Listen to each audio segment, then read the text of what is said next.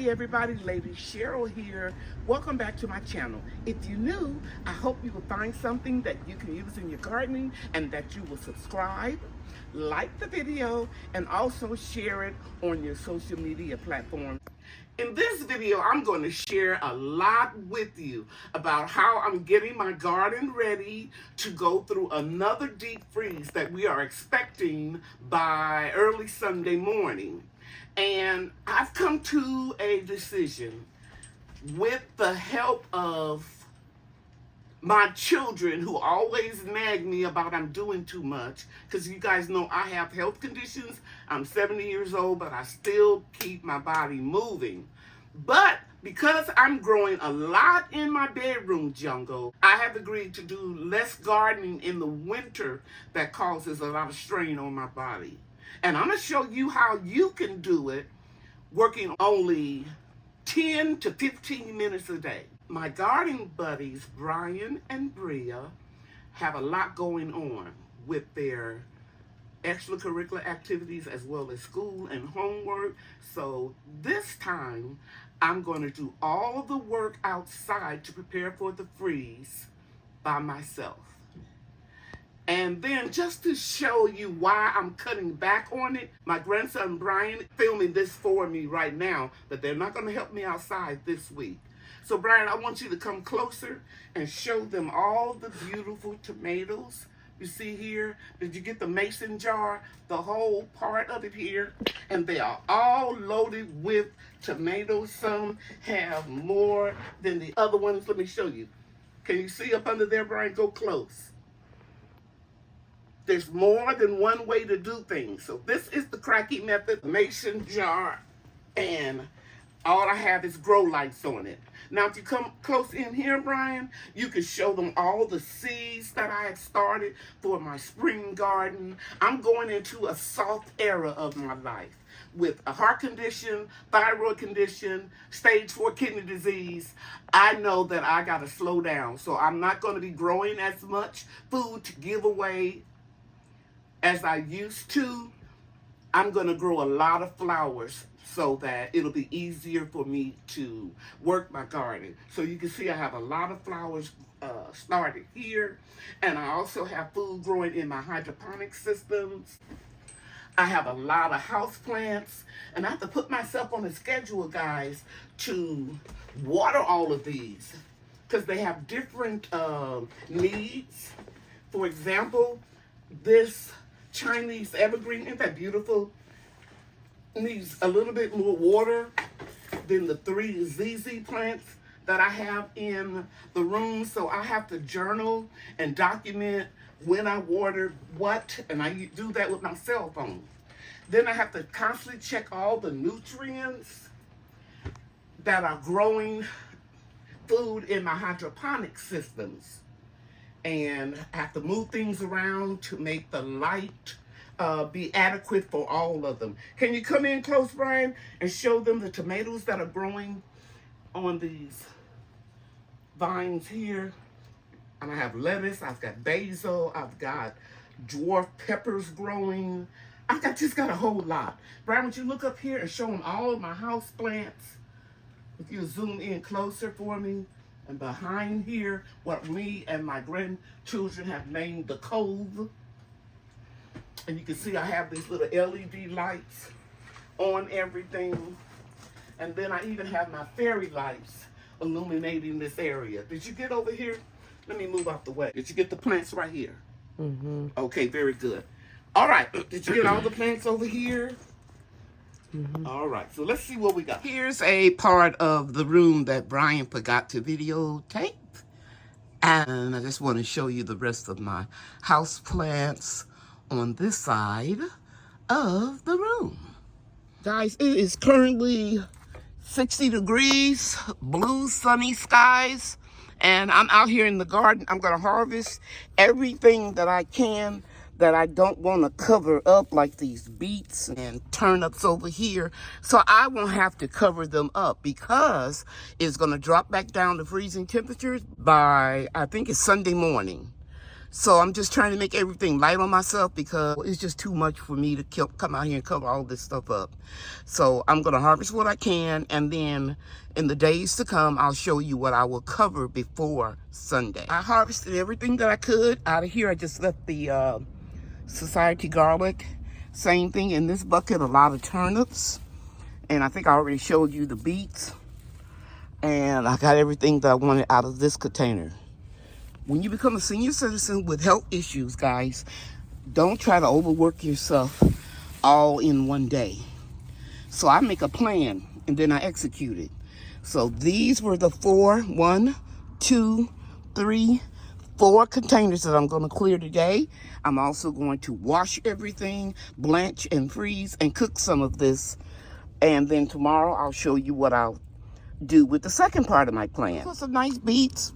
Some of them are small, some of them are large. I just want to show you guys that if I had allowed these beets to grow several more months, kept them covered, you know, they would have all grown larger, but it's just too much for me to handle. I am cooking my tender turnip greens with a smoked turkey wing in my slow cooker. Yummy! Turnip greens, and I like okra in my turnip greens. I roasted the root crops with a little olive oil, and the larger greens, I blanched them and put them in the freezer. It is Thursday, January 16th. It's currently 62 degrees. My assignment for today is to harvest some of the greens out of this large garden bed and spinach in the 25-gallon containers. There aren't too many insects out. In fact, I've only seen a few lacewings, and this is one, and I've been trying to get one all summer to show you. If you ever see this in your garden, don't kill it. I'll explain to you why in just a minute. I'm gonna let this one go. Go ahead. I didn't mess with your wings. Go ahead. It's attached to me. There we go. It went flying off. The reason why you should never kill the lacewings is because they have the ability to eat up aphids, aphid larvae, Colorado beetle, a lot of non-beneficial insects. Google if you want to go deep into it. I think I mentioned it before in another one of my videos about insects. But yeah, if you see these, please don't kill them because they can eat up things like whiteflies, a lot of non-beneficial insects. Keep them alive. Some people even, as a non-chemical way of getting rid of non-beneficial insects, they will release them in their garden. Lacewings can also eat mealybugs. And it was one more thing I'm trying to remember. Oh, spider mites. They will eat spider mites also. I'm getting ready to harvest all of this longevity spinach because it can't take a temperature lower than 30 degrees unless I cover it up, and I don't want to do that. So I'm going to harvest it all. And then I'm going to show you the winter spinach that I'm not going to harvest or cover. This is my spinach harvest. It's not a lot. That's a butternut squash that didn't make it. Anyway, like I said, it's not a lot, but it'll help with a meal. And now I'm going to show you the spinach I'm going to leave out here. This is the winter spinach. It can take temps as low between 15 and 20 degrees. So I'm not going to cover it. I'm going to let it grow. And right here, I have the red sail leaf lettuce. I'm not going to cover it up.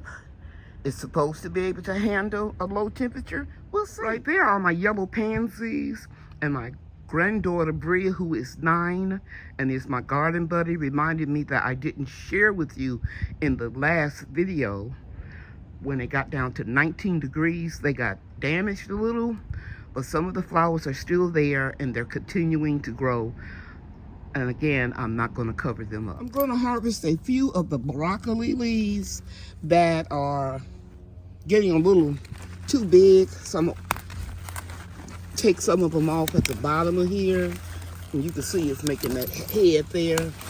And you can cook these broccoli leaves up, guys, just like you do collards. And I'm going to take some of the Siberian kale out of here. And you can see here my cabbage is beginning to form.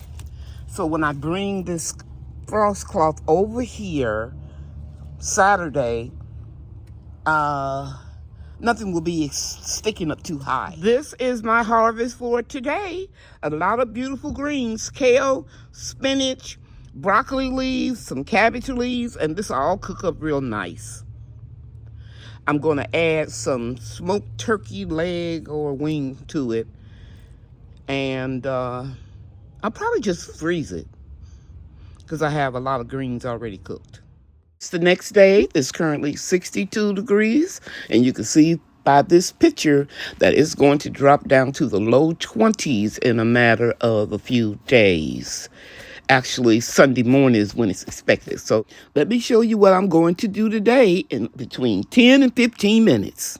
Right there, this garden bed that you're looking at, I'm going to harvest the large greens out of there. Tomorrow, I will cover up the two large, right there, garden beds, the black one, this one as well, and the green stalks.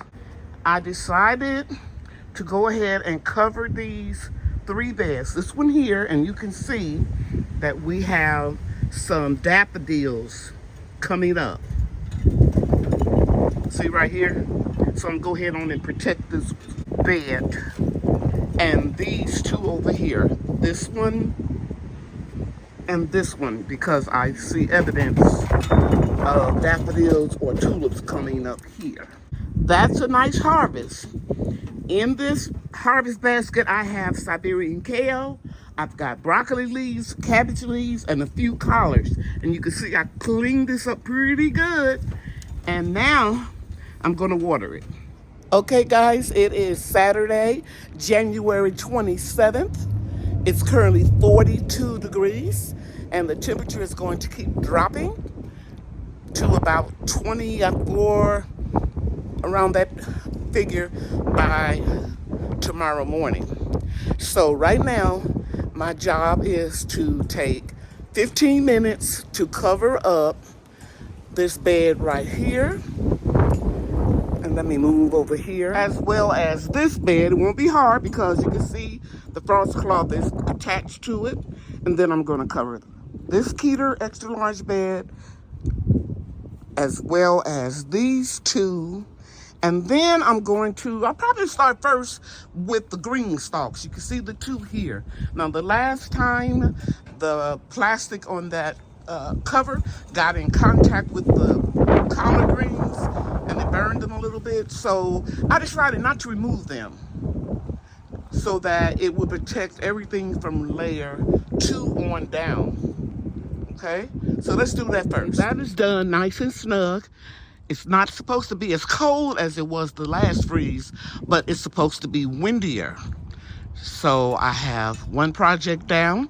You notice I put those two containers close up to the green stalks so that the wind won't blow it away. You remember I lost one in the last storm. So that's one down, 5 more to go. And now I'm going to start covering these two right here. I just finished getting these two beds secure, and they have 2 layers of frost cloths over them. Actually, it's 4 because it's a zipper one, and I just extended it over the whole garden bed. So it's actually 4 layers on these 2. I'm going to go inside and get warmed up, and then I'll come back. All right, I have the first big raised garden bed done, the metal galvanized one, and the last of the Keter, you know what I'm trying to say, raised beds are done. And so now I only have one more to go, one more big one, and I'll show it to you. The last one I have to do, which is going to be easy because all I have to do is bring the frost cloths forward. I finished covering the last galvanized bed. And I'm ready to go inside because the temperature is now dropping. If I had to do it all over again, I probably would have started one day earlier so that I wouldn't be out here working when it's in the low 40s. The temperature is cool, but actually if you stand in the sun, it feels pretty good. In my next video, I'm going to share with you how everything looks after everything thaws out. I hope that I encouraged you or motivated you in some way to grow food all year long. Thanks for watching, everybody. You know that I love you, and God loves you too.